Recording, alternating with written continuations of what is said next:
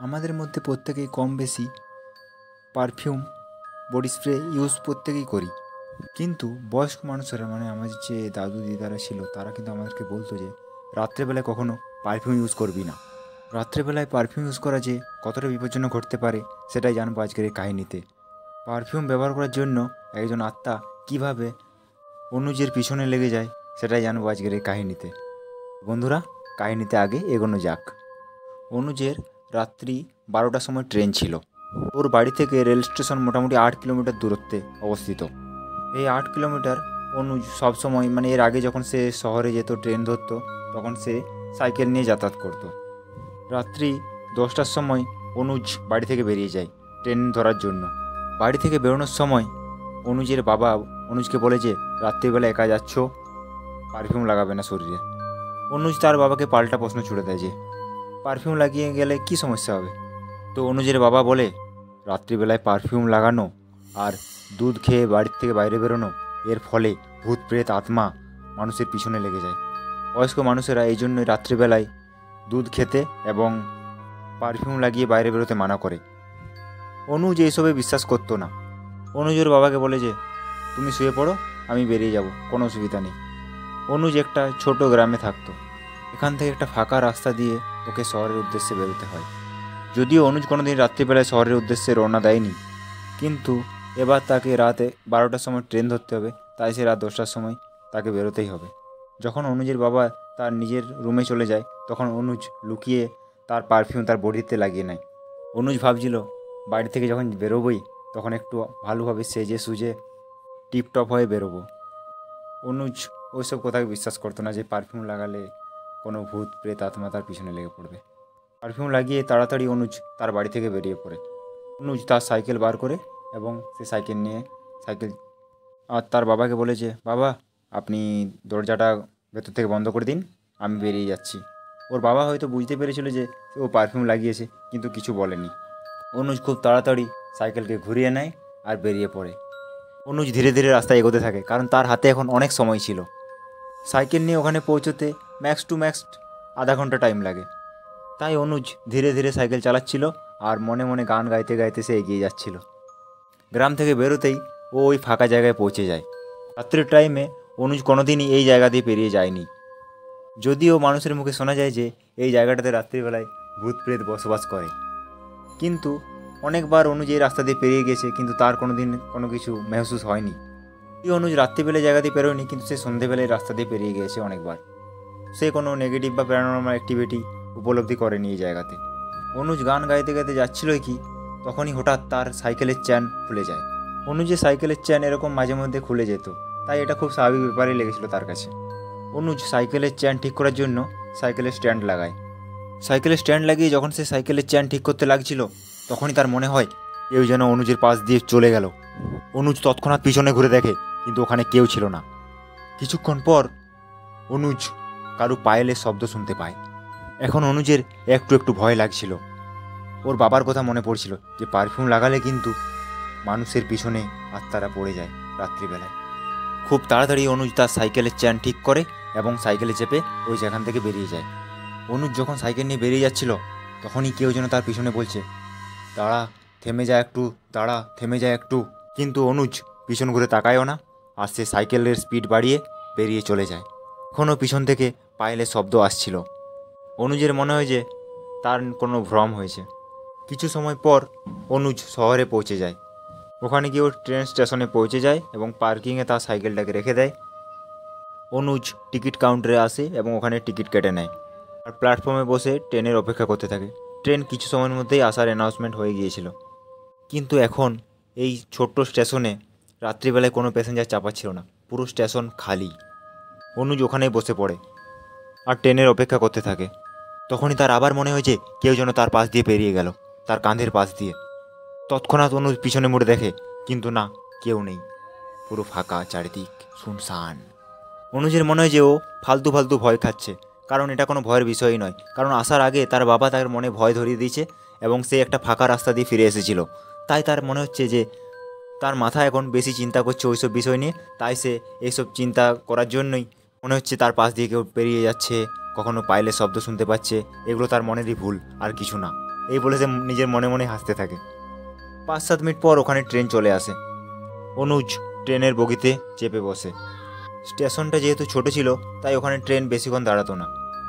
অনুজ খুব তাড়াতাড়ি ট্রেনের মধ্যে চেপে বসে পড়ে এবং দেখে যে তার পুরো বগি খালি, কোনো মানুষজন নেই ওই বগিতে। যে ব্যাপারটা আশ্চর্য লাগলো, সে বসে পড়ে তার সিটে। অনুজকে অনেক দূরে যাওয়ার ছিল, আর তার যে ট্রেন জার্নি ছিল সেটা প্রায় 8 ঘন্টার। অনুজের মনে হয়েছে ট্রেন তো সকাল 8টার কাছাকাছি ওখানে পৌঁছে যাবে, তো এখন আর ঘুমিয়ে লাভ নেই, কারণ ট্রেনের বগিতে কোনো মানুষজন নেই। যদি কোনো চোর তার বগিতে উঠে যায় এবং তার জিনিসপত্র লুটে নিয়ে চলে যায়, এর থেকে ভালোই হবে যে সে জেগে থাকুক। ট্রেনের মধ্যেও অনুজের অনেকবার মনে হয় যে কেউ যেন তার পাশ দিয়ে পেরিয়ে যাচ্ছে, ঘুঙুরের শব্দ শুনতে পাচ্ছে। অনুজ বারবার পিছনে ঘুরছে, সাইডে ঘুরে দেখছে, কিন্তু ওখানে কেউ তার চোখে পড়ছে না, সমস্ত কিছুই ফাঁকা। অনুজ ভয় পাচ্ছিল, কারণ তার মনে হচ্ছিল এবার যে হয়তো কোনো ভূত প্রেত আত্মা তার আশেপাশে আছে। কিছু সময় পর ট্রেন একটা স্টেশনে গিয়ে দাঁড়িয়ে পড়ে। অনুজ জানলা দিয়ে বাইরের দিকে দেখছিল, কিন্তু দেখে যে এই স্টেশনে কেউই নেই। কিছুক্ষণ পর ট্রেন আবার চলতে শুরু করে।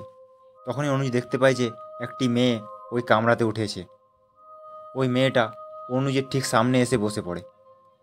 ওই মেয়েটা একটা খুবই সুগন্ধি পারফিউম লাগিয়ে নিয়ে এসেছিল। ওই মেয়েটার যে চুল ছিল সেটাও হাঁটু পর্যন্ত লম্বা চুল। ওই মেয়েটা যখন অনুজের পাশ দিয়ে পেরিয়ে যাচ্ছিল, তখনই অনুজের ধ্যান তার চুলের দিকেই পড়ে, কারণ এত লম্বা চুল, এত ঘন চুল সে আগে দেখেনি কারু। ট্রেন আপন গতিতে চলে যাচ্ছিল, আর ওই মেয়েটা এবার নিজের সিট থেকে উঠে অনুজের পাশে বসে পড়ে। অনুজ মনে মনে ভাবছিল যে একজন অচেনা ছেলের পাশে ওই মেয়েটা কেন এসে বসছে। মেয়েদের তো অচেনা ছেলের সাথে কমফোর্টেবল ফিল হয় না, তারা তো দূরত্ব বজায় রেখে চলে, কিন্তু এই মেয়েটা আবার নিজের সিট ছেড়ে আমার সিটের পাশেই বসছে কেন? এই মেয়েটা তো কোনো চোট ছেচোট নয় তো? অনুজের মাথায় আজব আজব প্রশ্ন আসছিল। অনুজ ভালোভাবে ওই মেয়েটাকে লক্ষ্য করে। ওই মেয়েটা খুব খুব সুন্দর দেখতে ছিল। এত সুন্দর দেখতে মেয়ে অনুজ জীবনে দেখেনি। একে তো মেয়েটা এত সুন্দর, তার সাথে সে যে সাদা রঙের ড্রেসটা পরে আছে, এতে তাকে আরও বেশি সুন্দর লাগছে। ওই মেয়েটাও এখন অনুজের দিকেই তাকিয়েছিল। তো অনুজ ওই মেয়েটাকে জিজ্ঞেস করে, আপনি কোথায় যাচ্ছেন? তো ওই মেয়েটা জবাব দেয়, এর থেকে 2টো স্টপেজ পরেই আমার স্টপেজ, আমি ওখানেই যাচ্ছি। অনুজ ওই মেয়েটাকে জিজ্ঞেস করে, আপনি একা কেন যাচ্ছেন? একা? এত রাত্রে ট্রেন জার্নি, তাও আবার একা, কামরায় কোনো ব্যক্তি নেই। তো ওই মেয়েটা জবাব দেয়, আমি একা যাচ্ছিলাম না, আমার মাও যাচ্ছিল এবং আমার বোনও যাচ্ছিল, কিন্তু হঠাৎ করে আমার মায়ের শরীর খারাপ হয়ে যায়, তাই আমার বোনও আমার মায়ের কাছেই থেকে যায় এবং আমাকে একাই আসতে হয়, কারণ আমার এখানে যাওয়াটা খুবই জরুরি। এইভাবে ওরা দুজন কথা বলতে শুরু করে। ট্রেন আপন গতিতে এগিয়ে চলছিল তার গন্তব্যের দিকে। এখন দুজনে অনেক কথাই বলে যাচ্ছিল। দেখে মনে হচ্ছিল যেন এই মেয়েটাও কথা বলতে খুব ভালোবাসে। অনুজও কথা বলতে খুব ভালোবাসে, সে খুব বোর টাইপের ছেলে নয়। কিছুক্ষণ পর অনুজ ওই মেয়েটার সম্বন্ধে জিজ্ঞাসা করতে শুরু করে যে তোমার বাড়ি কোথায় আর তুমি কি করো?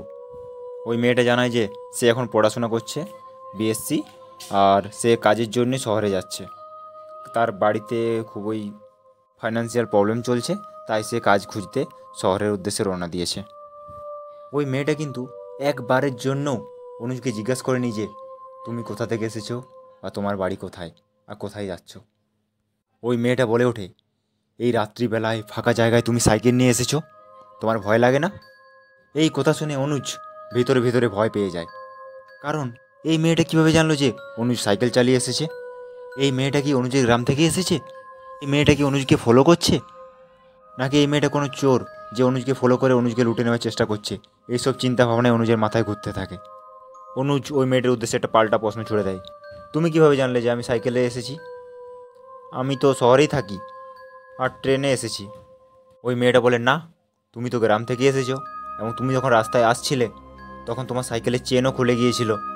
মেয়েটা যখন এই কথাটা বলে, অনুজ খুব ভয় পেয়ে যায়, কারণ ওই মেয়েটা কীভাবে জানলো যে তার সাইকেলের চেন খারাপ হয়ে গিয়েছিল? অনুজ আবার বলে, না, আমার সাইকেলের চেন খারাপ হয়নি। তোমাকে কে বললো আমার সাইকেলের চেন খারাপ হয়েছে? তুমি তো ওখানে ছিলে না, তুমি কীভাবে জানবে যে আমার সাইকেলের চেন খারাপ হয়েছিল কি হয়নি? তো ওই মেয়েটা বলে যে, না, আমি ওখানেই ছিলাম, তোমার আশেপাশেই ছিলাম, তুমি উপলব্ধি করতে পারোনি। এই কথা শোনার সাথে সাথেই অনুজ ভিতরে ভিতরে খুব ভয় পেয়ে যায়। অনুজের এবার মনে হতে থাকে যে এ তো কোনো ভূত প্রেত নয়, এ আমার পিছনে লেগে গিয়েছে, কারণ বাবা বলেইছিল যে রাত্রেবেলায় পারফিউম লাগিয়ে আসলে ভূত প্রেত পিছনে পড়ে যায়। কিছু সময়ের মধ্যেই সামনে স্টপেজ আসছিল। স্টেশনে ট্রেন দাঁড়ানোর সাথে সাথেই অনুজ বলে ওঠে, আমাকে বাইরে যেতে হবে, রাস্তা দাও। তো ওই মেয়েটা জানায়, তুমি এখানে কেন নামবে? তুমি তো আরও আগে স্টপেজে নামবে, তোমার স্টেশন তো এখন অনেক দূরে। অনুজ বলে, না, আমি এখানেই নামবো, আমাকে এখানেই নামতে হবে। ওই মেয়েটা অনুজকে রাস্তা দিয়ে দেয় পেরোনোর জন্য। যখনই ওই মেয়েটা অনুজকে পেরোনোর জন্য রাস্তা দেয়, অনুজ ওই মেয়েটার সামনে যায়, আর তখনই দেখতে পায় যে ওই মেয়েটার পা সামনের দিকে নয়, পিছনের দিকে আছে। তখনই অনুজের মনে একটা খেয়াল আসে যে এর তো কোনো মানুষ হতে পারে না, কারণ সাধারণত মানুষের পা কোনো দিন পিছনের দিকে হয় না। আত্মা, প্রেত, চুড়েল এদের পা পিছনের দিকে হয়। অনুজ ওখান থেকে বেরোতে যাবে কি, ওই মেয়েটা হাত দিয়ে অনুজের রাস্তা ব্লক করে দেয় আর বলে, কিছুক্ষণ দাঁড়িয়ে যাও, কিছুক্ষণ গল্প করো। অনুজ বলে, না, আমাকে যেতে দাও, আমাকে বেরোতে হবে, আমার কাজ আছে। এই বলেই ওই মেয়েটা হাসতে শুরু করে। ওই মেয়েটার হাসি খুবই আজব ছিল, মনে হচ্ছিল যেন কোনো ডাইন হাসছে। নর্মাল হাসির শব্দ ছিলই না ওটা। ওই মেয়েটা এত জোরে শব্দ করে হাসছিল যে ওই পুরো কম্পার্টমেন্টে শুধুমাত্র ওই মেয়েটার হাসির শব্দই শোনা যাচ্ছিল।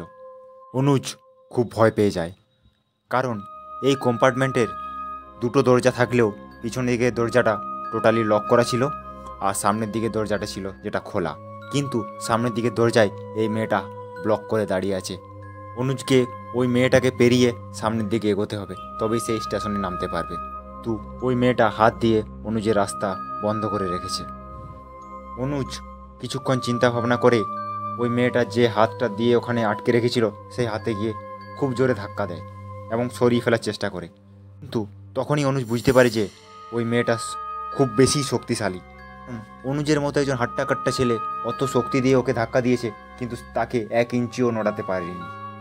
ওই মেয়েটা একদমই পাতলা দেখতে মেয়ে ছিল, কিন্তু তার হাতে এত শক্তি কোথা থেকে এলো যে তাকে অনুজের মতো একজন ছেলে সামান্যতম 1 ইঞ্চিও সরাতে পারলো না। অনুজকে মনে হয় যে যেভাবেই হোক এই মেয়েটাকে পেরিয়ে আগে যেতেই হবে, তাছাড়া ট্রেন ছেড়ে দেবে কিছুক্ষণের মধ্যেই, সে ট্রেনের মধ্যে এই মেয়েটার সাথে আবার বন্দী হয়ে পড়বে। অনুজ কিছুটা পিছনে চলে আসে এবং দৌড়ে গিয়ে ওর উপর ধাক্কা দেয়, যাতে সে বেশি ফোর্স পাবে এবং ওই মেয়েটাকে ধাক্কা দিয়ে রাস্তা থেকে সরাতে পারবে। কিন্তু অনুজ ওই মেয়েটাকে ধাক্কা তো দেয়, কিন্তু ওই মেয়েটা 1 ইঞ্চিও নড়ে না। ওই মেয়েটার হাত যদিও বা উপরে ছিল, তাই অনুজ ধাক্কা দেওয়ার সাথে সাথে যদিও ওই মেয়েটা নড়েনি, কিন্তু তার হাতে নিচ দিয়ে অনুজ গলে বেরিয়ে যায়। যখনই অনুজ ওই মেয়েটার হাতে নিচ দিয়ে বেরিয়ে যাচ্ছিল, তখনই ওই মেয়েটা পিছন দিক থেকে অনুজকে শক্ত করে ধরে ফেলে। কিন্তু সৌভাগ্যবশত অনুজকে ধরতে পারেনি, অনুজের শার্টের কলার যে ছিল সেটাকে ধরেছিল। অনুজ তার শরীরে সমস্ত শক্তি লাগায়, কিন্তু ওই মেয়েটা তার টি শার্টকে ছাড়ে না। অনুজ তার গায়ে সমস্ত শক্তি লাগিয়ে দেয় এবং তার টি শার্ট ছিঁড়ে যায়। অবস্থাতেই অনুজ বগি থেকে বাইরে বেরিয়ে আসে। টি শার্টটা এখন ওই আত্মার হাতে। ওই আত্মা বলো বা মেয়েটা এখনও ওই বগির মধ্যেই আছে।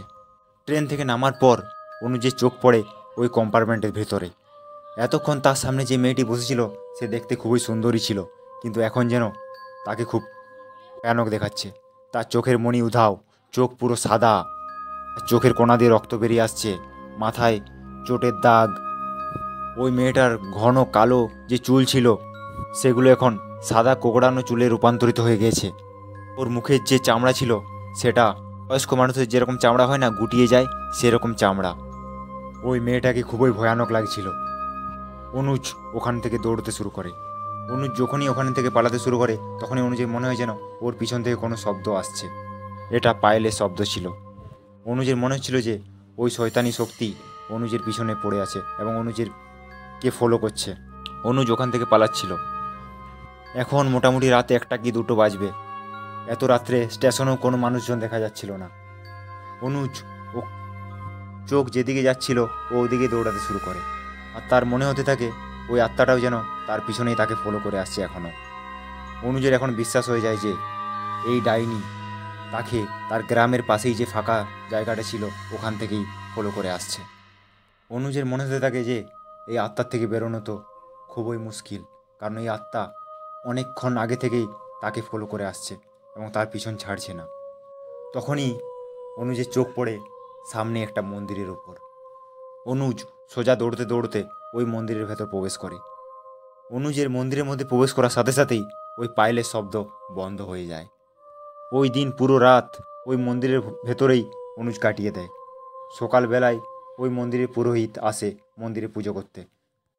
অনুজ ওই পুরোহিতকে রাত্রে সমস্ত ঘটনা খুলে বলে। তো ওই পুরোহিত অনুজকে একটু শান্ত করে আর অনুজকে ওই মন্দিরের প্রসাদ খাওয়ায় আর একটা মালা দেয় অনুজকে। বলে যে এই মালাটা সবসময় তুমি পরে থাকবে, তাহলে ওই আত্মা বা কোনো আত্মাই তোমার আশেপাশে আসতে পারবে না। অনুজ ওই ফাঁকা রাস্তা দিয়ে আবার বাড়ি ফিরে আসে, কিন্তু তাকে তার নেগেটিভ কোনো কিছুই উপলব্ধি হয় না। অনুজের এখনও মাথায় একটা প্রশ্নই ঘুরপাক খায় যে ওই দিন ট্রেনের মধ্যে যদি ওই চুড়েল আত্মা অনুজকে বেরোতে না দিত, তাহলে অনুজের সাথে কী ঘটনাই না ঘটত। আর অনুজ যদি ওই মন্দিরের মধ্যেই বা প্রবেশ করতে না পারত, তাহলে বা অনুজের সাথে কী কী ঘটনা ঘটত। অনুজ আজ পর্যন্ত পুরোহিতের দেওয়া ওই মালা গলা থেকে বার করেনি। সব সময় ওই মালা তার গলাতেই থাকে। তো বন্ধুরা, আজকের কাহিনী এ পর্যন্তই। আপনি যদি আমাদের চ্যানেলে নতুন হয়ে থাকেন তাহলে অবশ্যই চ্যানেলটিকে সাবস্ক্রাইব করুন আর পাশে থাকা বেল আইকনটি প্রেস করুন। আর আজকের কাহিনী যদি আপনার ভালো লেগে থাকে তাহলে অবশ্যই লাইক বাটনে প্রেস করুন। ধন্যবাদ।